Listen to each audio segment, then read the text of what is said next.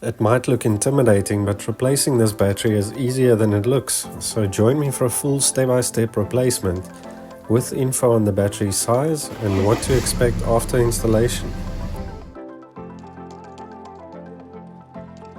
Loosen the negative terminal first, which is the smaller of the two terminals, and that's because, well, it's all explained in this video link on the screen. Then loosen the bracket down here at the base of the battery.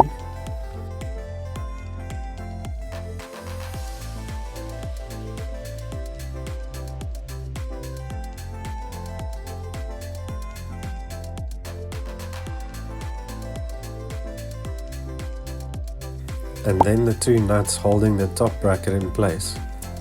This one doesn't actually need to be removed completely because the bracket just slips out underneath.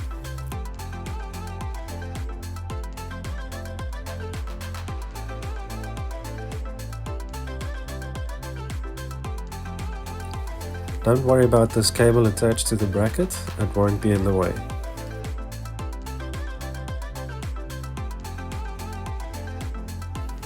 Next, loosen the positive clamp under this cover.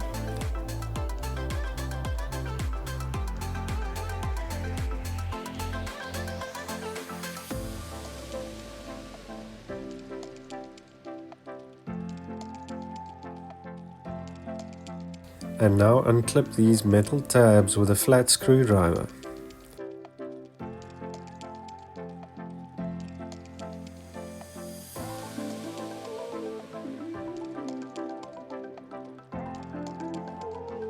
Then this whole junction box can lift off the battery post. Then lastly, disconnect the vent tube and remove the battery.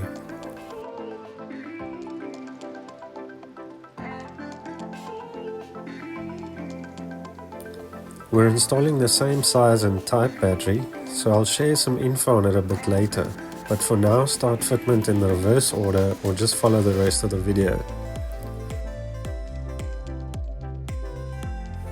If you find these videos helpful, please consider subscribing. It's free and as simple as tapping the button below the video. It really helps us to make more videos.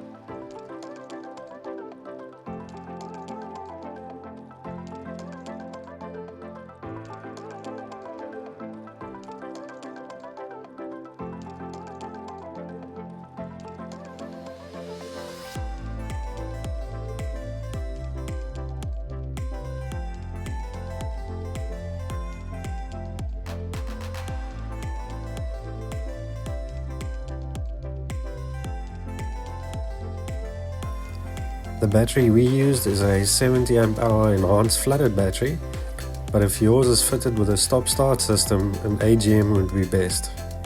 What's important here is to match the amp hour rating of the old battery.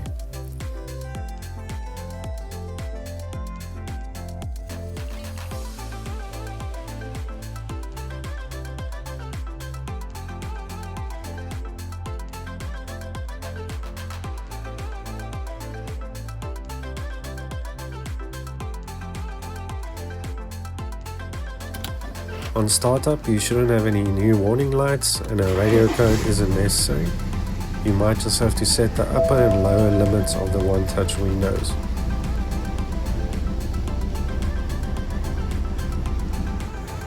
Press and hold the button all the way down and hold it down for about 3 seconds after it's fully open. Then do the same for closing and repeat for each one touch window.